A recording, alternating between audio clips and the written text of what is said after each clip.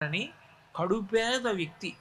ఆయన శివుణ్ణి శివలింగం అంటే అది ఏదో చిన్న ప్రతిమ అని కాకుండా అది శివుడే అన్న నమ్మకంతో ఆ శివలింగాన్ని కటిక పేదరికంలో ఆరాధన చేస్తూ కొడుకుని రోజు శివాలయంలోకి పిలిచి, ఒరే, ఎప్పటికైనా నువ్వు గంధర్వగానం చెయ్యాలరా, నీ పాట విని ఆబాలగోపాలం మురిసిపోవాలరా, తన కష్టం మరిచిపోవాలరా, నీకు అటువంటి సంగీతం రావాలరా అనేవారు.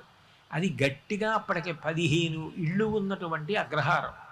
అంత చిన్న అగ్రహారం కృష్ణా తీరంలో.